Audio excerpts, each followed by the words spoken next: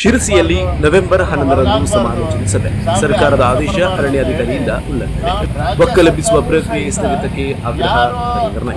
ಕಾನೂನು ಮತ್ತು ಸರ್ಕಾರದ ಆದೇಶ ಉಲ್ಲಂಘಿಸಿ ರಾಜ್ಯದಲ್ಲಿ ಅರಣ್ಯವಾಸಿಗಳನ್ನು ಒಕ್ಕಲೆಬ್ಬಿಸುವ ಪ್ರಕ್ರಿಯೆ ಆದೇಶ ಜಾರಿ.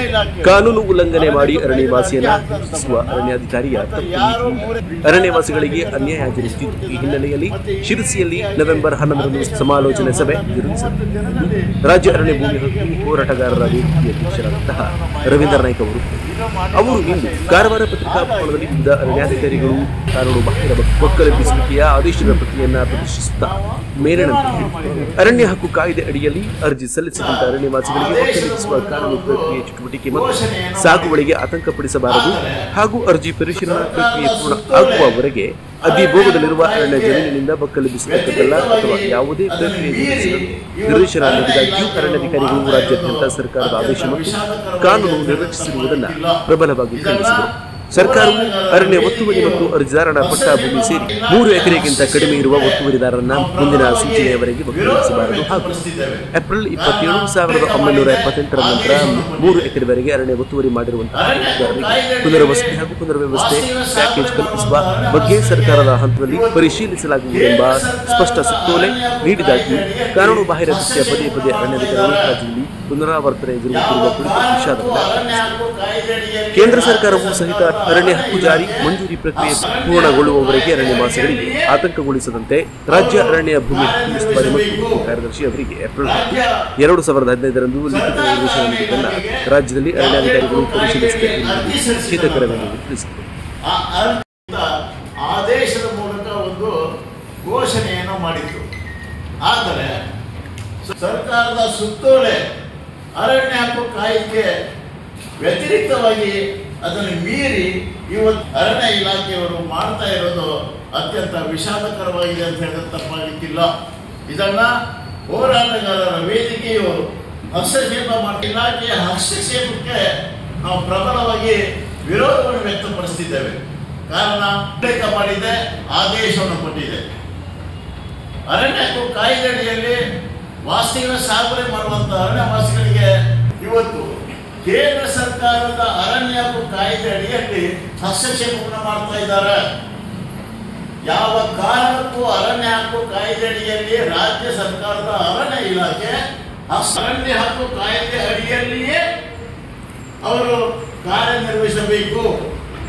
ರಾಜ್ಯ ಸರ್ಕಾರದ ಅರಣ್ಯ ಇಲಾಖೆಗೆ ಯಾವುದೇ ಹಕ್ಕು ಕಾಯ್ದೆಯಡಿ ಅರ್ಜಿ ಸಲ್ಲಿಸಿದ ನಂತರ ಆ ಅರ್ಜಿ ವಿಚಾರಣೆ ಮುಗುವವರೆಗೆ ಆತನ ಪರಿಶೀಲನೆ ನಡೆಸಬಾರ್ದು, ಅವ್ರನ್ನ ಹೊರಗಾಗಬಾರ್ದು, ಸಾಗುವಳಿ ಆತಂಕ ಪಡಬಾರ್ದು ಅಂತ ಹೇಳಿ ರಾಜ್ಯ ಸರ್ಕಾರವೂ ಸಹಿತ ಯಾರು 3 ಎಕರೆಗಿಂತ ಕಡಿಮೆ ಇದ್ದಾರೋ ಅವರಿಗೆ ಮಂಜೂರಿಗೆ ಸಂಬಂಧಪಟ್ಟಂತಿದೆ.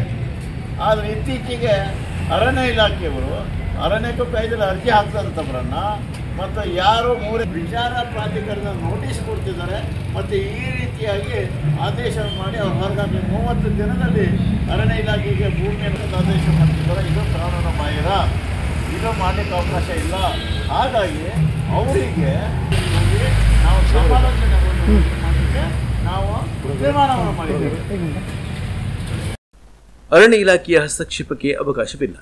ಅರಣ್ಯ ಹಕ್ಕು ಕಾಯ್ದೆಯಲ್ಲಿನ ಅರ್ಜಿಗಳ ಮೇಲೆ ನೋಡಲ್ ಏಜೆನ್ಸಿ ಕೇಂದ್ರ ಸರ್ಕಾರ ಮತ್ತು ರಾಜ್ಯ ಸರ್ಕಾರದ ನಿರ್ದೇಶನ ವಿನಃ ಅರಣ್ಯ ಇಲಾಖೆಗೆ ಅರಣ್ಯ ಹಕ್ಕು ಕಾಯ್ದೆಗೆ ಸಂಬಂಧಿಸಿದ ಅಂಶಗಳ ಕುರಿತು ಅರ್ಜಿಗಳು ವಿಚಾರಣಾ ಹಂತದಲ್ಲಿ ಹಸ್ತಕ್ಷೇಪ ಮಾಡಲು ಅರಣ್ಯ ಇಲಾಖೆಗೆ ಅವಕಾಶವಿರುವುದಿಲ್ಲ. ಅರ್ಜಿ ಪರಿಶೀಲನಾ ಪ್ರಕ್ರಿಯೆ ಆಗುವವರೆಗೆ ಒಕ್ಕಲೆಬ್ಬಿಸಬಾರದು ಎಂಬ ಸ್ಪಷ್ಟ ನಿರ್ದೇಶನವಿದ್ದಾಗ ಒಕ್ಕಲೆಬ್ಬಿಸುವ ಪ್ರಕ್ರಿಯೆ ಜರುಗಿಸುವ ಔಚಿತ್ಯವನ್ನ ಅವರು ಅರಣ್ಯ ಇಲಾಖೆಗೆ ಪ್ರಶ್ನಿಸಿದರು. ಈಗ ಕುಲ್ಲ ಮಾಡಬೇಕಂತ ನೋಟಿಸ್ ಕೊಟ್ಟು ನಾವೆಲ್ಲೋ ನಮ್ಮಲ್ಲಿ ಭೂಮಿನೂ ಇಲ್ಲ, ಮತ್ತು ಬೇರೆ ಇದೇ ಭೂಮಿಯಲ್ಲಿ ವಾಸ್ತವ್ಯ ಮಾಡ್ಕೊಂಡು ಇಷ್ಟು ವರ್ಷದಿಂದ ಬಂದಿದ್ದೀವಿ.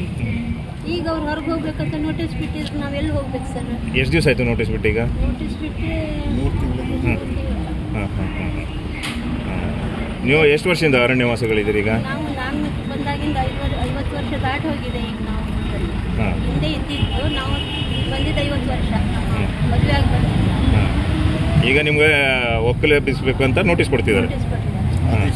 ಆದೇಶ ಇದು ತಪ್ಪಲ್ವಾ? ಹೌದು, ತಪ್ಪು ಸರ್. ಅದಕ್ಕೆ ನಾವು ಏನು ಮಾಡಬೇಕಂತ ನಮಗೆ ಗೊತ್ತಾಗ್ತಾ ಇಲ್ಲ. ವಿಧಿ ಬದಲು ಬರೀ ಮಾಡಿದ್ದಾರೆ. ಇವಾಗ ನಾವು ಅದನ್ನು ಕುಲ್ಲ ಕಟ್ಟಿಸ್ಬೇಕಂದ್ರೆ ಹೇಗೆ ಮಾಡ್ತೀವಿ? ಈಗ ಕುಲ್ಲ ಕಟ್ಟಿಕರು ಆಗೋಂಗಿಲ್ಲ ನಮ್ಮ ಹತ್ರ. ನಮ್ಮದು ಸೇರಲು ನಿಮ್ಮದು ಸೇರಿ ಕಾನೂನಾತ್ಮಕ ಅಂಶಗಳನ್ನು ಸ್ಪಷ್ಟೀಕರಿಸುವ ಹೋರಾಟಗಾರರ ವೇದಿಕೆಯು ನವೆಂಬರ್ 11 ಮುಂಜಾನೆ 10:30ಕ್ಕೆ ಮುಖ್ಯ ಅರಣ್ಯ ಸಂರಕ್ಷಣಾಧಿಕಾರಿ ಕೆನರಾ ಸರ್ಕಲ್ ಶಿರಸಿ ಕಚೇರಿಯಲ್ಲಿ ಸೌಹಾರ್ದಯುತ ಸಮಾಲೋಚನೆ ಸಭೆ ಜರುಗಿಸಲು ನಿರ್ಧರಿಸಲಾಗಿದೆ ಎಂದು ಅಧ್ಯಕ್ಷ ರವೀಂದ್ರ ನಾಯ್ಕ ಅವರು ಹೇಳಿದರು. ಪತ್ರಿಕಾಗೋಷ್ಠಿಯಲ್ಲಿ ಜಿಲ್ಲಾ ಸಂಚಾಲಕ ಇಬ್ರಾಹಿಂ ಗೌಡಳಿ, ಕುಮಟಾ ಅಧ್ಯಕ್ಷ ಮಂಜುನಾಥ್ ಮರಾಠಿ, ನಾಗನೂರು, ರಾಜೇಶ್ ಮಿತ್ರಾ ನಾಯ್ಕ್, ಸಂಚಾಲಕ ಅಮೋಜ್, ಕಾಂಚನ ದೇಸಾಯಿ, ಕೆಂಚಲಯ್ಯ, ಮಹಾಬಲೇಶ್ವರ್ ಹೊನ್ನಳ್ಕರ್ ಉಳವಿ, ಪ್ರಕಾಶ್ ಕೃಷ್ಣ ಆಚಾರಿ ಮತ್ತು ಪುಷ್ಪ ಆಚಾರಿ ಹಾಜರಿದ್ದರು. ಕುಮಟಾದ ಬಸ್ತಿಪೇಟೆ ಹತ್ತಿರ ಇರುವ ಓಂಕಾರ ಸ್ಟೀಲ್ ಫರ್ನಿಚರ್ಸ್ಗೆ ಬನ್ನಿ. ನಿಮಗೆ ಬೇಕಾದಂತಹ ಗೋದ್ರೇಜ್ಗಳ ವಿನ್ಯಾಸಗಳನ್ನು ನೋಡಿ ಹಾಗೂ ಖರೀದಿ ಮಾಡಿ. ನಮ್ಮಲ್ಲಿ ನಿಮಗೆ ಬೇಕಾದ ರೀತಿಯಲ್ಲಿ ಗುಣಮಟ್ಟದ ಸ್ಟೀಲ್ ಫರ್ನಿಚರ್ಸ್ಗಳನ್ನು ಮಾಡಿಕೊಡುತ್ತೇವೆ. ಆಕರ್ಷಕ ವಿನ್ಯಾಸ, ಉತ್ತಮ ಗುಣಮಟ್ಟ, ದೀರ್ಘ ಬಾಳಿಕೆ ಬರುವಂತಹ ಗೋದ್ರೇಜ್, ಡ್ರೆಸ್ಸಿಂಗ್ ಕಪಾಟ್, ಡ್ರಾವರ್ ಕಪಾಟ್, ಟ್ರಿಬಲ್ ಕಪಾಟ್, ಡಬಲ್ ಕಪಾಟ್, ಡಿಡಿ ಕಪಾಟ್, 5 ಫೀಟ್ ಡ್ರೆಸ್ಸಿಂಗ್ ಕಪಾಟ್, ಆಫೀಸ್ ಕಪಾಟ್, ಟೇಬಲ್, ಸೋಫಾ, ರ್ಯಾಕ್, ಟಿವಿ ಕಪಾಟ್ ನಮ್ಮಲ್ಲಿ ನಿಮಗಾಗಿ ಸಿದ್ಧವಿದೆ ಹಾಗೂ ನಿಮಗಿಷ್ಟವಾದ ಮಾದರಿಗಳಲ್ಲಿಯೂ ಕೂಡ ಸಿದ್ಧಪಡಿಸಿ ಕೊಡುತ್ತೇವೆ. 15 ವರ್ಷಗಳ ಅನುಭವಿ ಕೆಲಸಗಾರರ ನೈಪುಣ್ಯತೆಯ ಕೆಲಸಗಳಿಂದ ಈಗಾಗಲೇ ಉತ್ತರ ಕನ್ನಡದಾದ್ಯಂತ ಹೆಸರು ಮಾಡಿರುವ ನಾವು ಇನ್ನೂ ಹೆಚ್ಚಿನ ಸೇವೆಗಳನ್ನು ನಿಮಗೆ ನೀಡಲು ಸಿದ್ಧರಿದ್ದೇವೆ.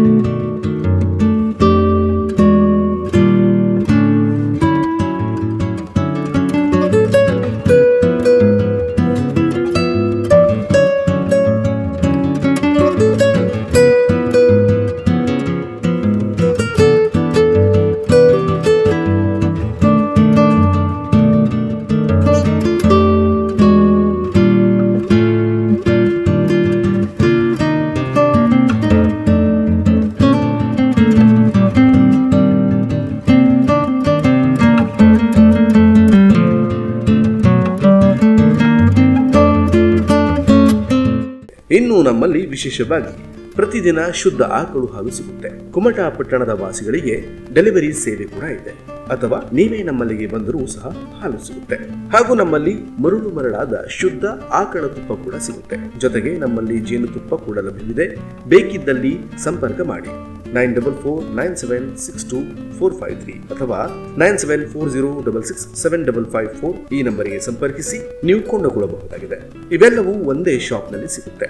ಬನ್ನಿ, ಕುಮಟಾದ ಬಸ್ತಿಪೇಟೆ ಹತ್ತಿರ ಇರುವ ಓಂಕಾರ ಸ್ಟೀಲ್ ಫರ್ನಿಚರ್ಸ್ಗೆ. ಇನ್ನೂ ಹೆಚ್ಚಿನ ವಿವರಗಳಿಗಾಗಿ ಅಶೋಕ್ ಆರ್ ನಾಯ್ಕ್ ಅವರನ್ನ ಸಂಪರ್ಕಿಸಿ 9449762453 ಅಥವಾ ಗಜು ಆರ್ ನಾಯ್ಕ್ ಅವರನ್ನ ಸಂಪರ್ಕಿಸಬಹುದು. ಅವರ ಫೋನ್ ನಂಬರ್ 9740667554. ಹಿಂದೆ ಸಂಪರ್ಕಿಸಿ.